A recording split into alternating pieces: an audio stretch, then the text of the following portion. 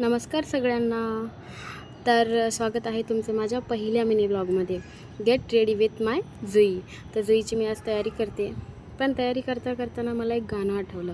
लहानपणी आपण ते गाणं म्हणायचं नाही का, चिवताई चिवताई दार उघड. तर चिवताई सांगायची की थांब माझ्या बाळाला आंघोळ घालते, थांब माझ्या बाळाला गन पावडर करते, थांब माझ्या बाळाला खाऊ घालते. तर सेम सिच्युएशन आहे आत्ताच्या आमच्या सगळ्या चिवताईंची, ज्यांचे बाळं असे छोटे आहेत. तर समजत नाही आहे दिवस कसा जातो आहे. सकाळी उठतात, त्यांना आंघोळ घालणं, मालिश करणं, मग ते सू करतात, मग परत त्यांचे ते कपडे चेंज करणं, फरशी पुसून घ्यायची, त्यांचे कपडे धुवून टाकायचे, परत त्यांना फ्रेश करायचं, नवीन कपडे घालायचे. मग लगेच टाईम होतो त्यांच्या जेवणाचा. जेवण करताना ते इतका गोंधळ करतात, सगळे कपडे भरवतात. ते कपडे काढा, परत दुसरे घाला, परत त्यांना फ्रेश करा.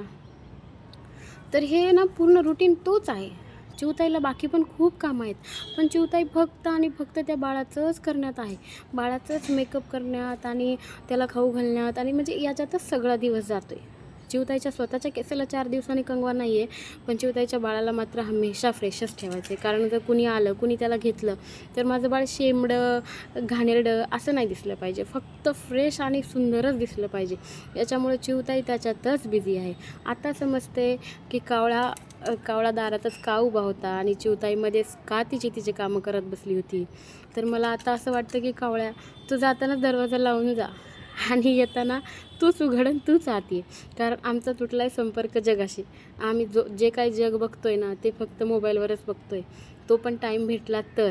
त्याच्यामुळे आम्हाला जगाशी काहीच घेणं देणं नाही आहे. हे माझं बाळ इतकं गुणाचं आहे ना, काजळ लावताना धिंगाणा नाही करत, मेकअप करताना धिंगाणा नाही करत, नाही रडारड करत, जे दिसेल त्याच्यासोबत खेळतं आणि जे मी सांगेल ते ऐकतं. खूप गुणाचं आहे, खूप ॲक्टिव्ह आहे आणि खूप क्यूट आहे. मला खूप आवडतं. त्याच्यामुळे माझा पूर्ण दिवस काय, पूर्ण रात्र काय, पूर्ण आयुष्य जरी माझं हिचं करण्यातच गेलं ना, तरी मला काहीच फरक नाही पडत.